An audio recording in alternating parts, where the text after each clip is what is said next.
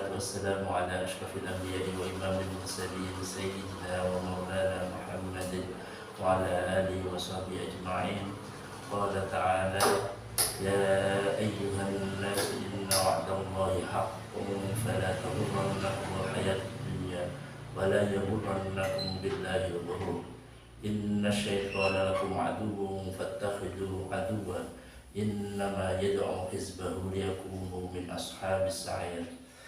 Para sahabat Ansor yang saya hormati, pada kesempatan kali ini saya akan mengupas sedikit tentang permusuhan syaitan terhadap manusia. Syaitan adalah musuh abadi bagi manusia, yang mana saya dapatkan perintah untuk mewanti-wanti terhadap syaitan pada ayat inna syaitana lakum aduwwun fattakhiduhu aduwwa.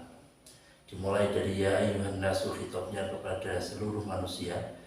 Inna wa'dallahi haqqun, sesungguhnya janji Allah itu pasti benar.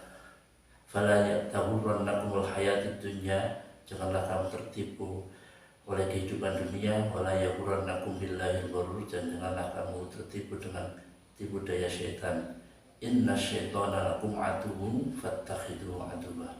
Sesungguhnya syaitan benar-benar musuh kamu, maka jadikanlah dia sebagai sebenar-benar musuh. Ini peringatan Allah terhadap para manusia, terutama orang mukmin, bahwa musuh kita yang abadi adalah syaitan.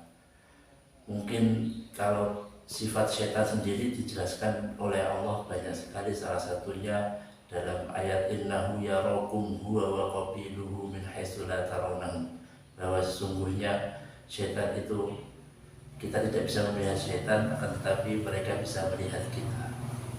Sekarang akan ada pertanyaan, kenapa kok sampai Allah memberi peringatan, memberi wejangan kita untuk selalu waspada terhadap tipu daya syaitan, menjadikan syaitan sebagai musuh? Ya karena permusuhan tersebut sudah diceritakan di banyak ayat di ayat Al-Quran. Salah satunya surat Al-A'raf, walaqad khalaqnakum tsumma sawwarnakum tsumma qulna lil malaikati isjudu li adama fasajadu illa iblisa lam yakun minas sajidin. Setelah penciptaan Nabi Adam, Allah memerintahkan malaikat untuk sujud terhadap Nabi Adam. Sujudnya sujud bukan sujud ibadah, akan tetapi sujud ikram, penghormatan. Akan tetapi semuanya sujud kecuali syaitan. Kemudian ditanya, qala ma man'aka alla tasjuda idh amartuk. Allah bertanya kepada syaitan. Inilah sebab syaitan dikeluarkan dari surga.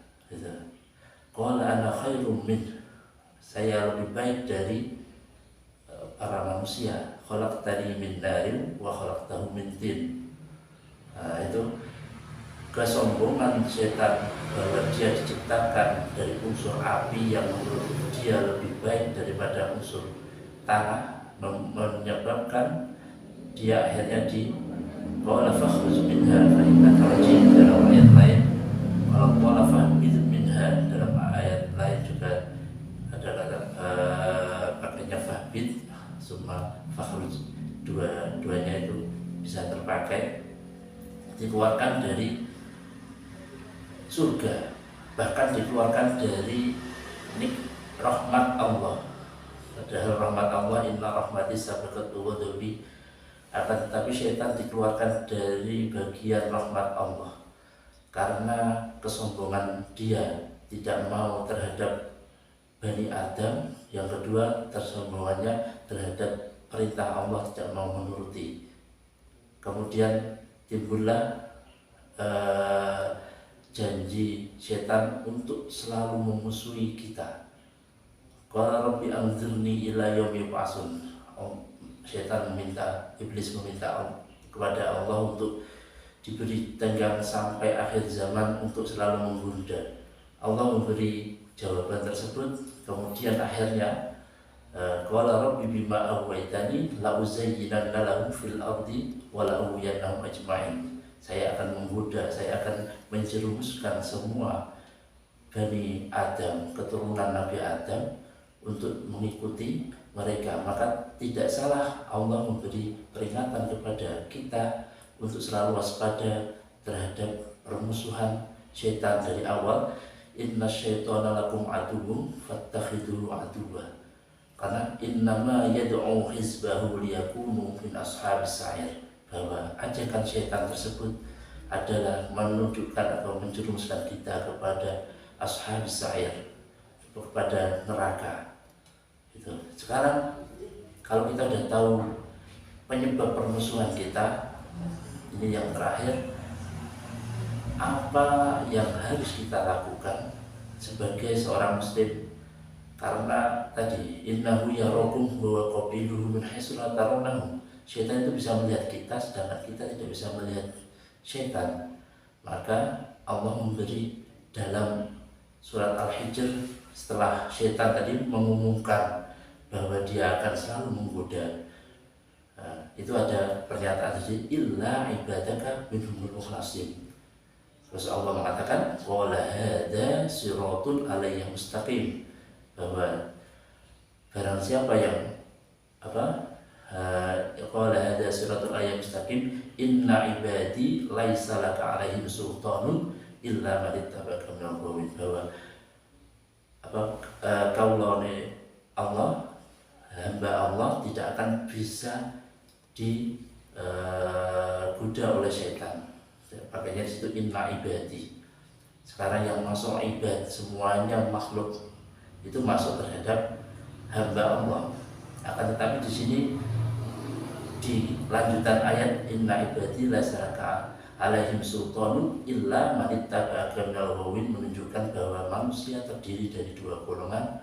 Satu yaitu kelompok yang bisa digoda oleh setan, yang kedua yaitu al-ghawin, yang kedua adalah yang tidak bisa termakan bujuk rayu setan. Apakah berarti setiap mukmin akan maksum? Tidak.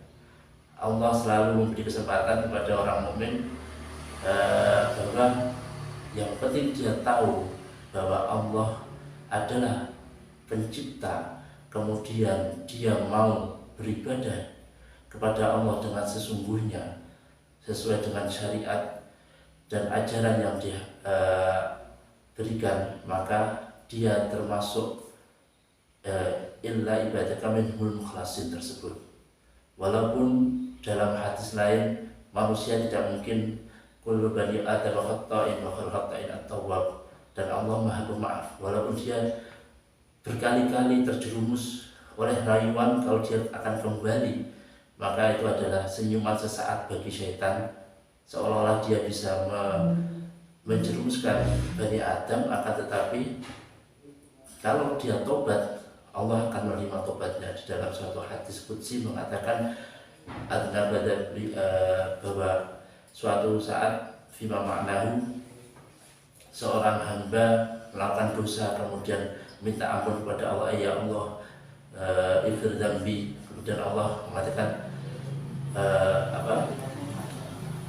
abdun alima anni rabbun ghafurur rahim, dia mengetahui bahwa aku adalah hamba yang penyayang, hamba yang pemaaf, maka aku akan memaafkan. Dan itu terulang sampai 2 atau 3 kali dalam hadis yang diriwayatkan oleh Bukhari atau Muslim, keduanya itu Allah memaafkan. Itu falyaf'al ma syaa faqad ghafartu.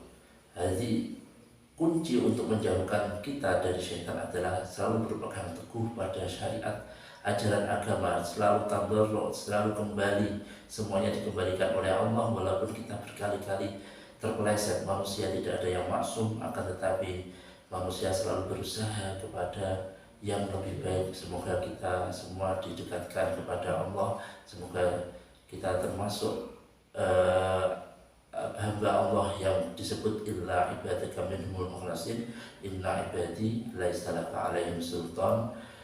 Allahumma ja'alna minhum. Wallahu ta'ala a'lam bissawab. Assalamualaikum warahmatullahi wabarakatuh.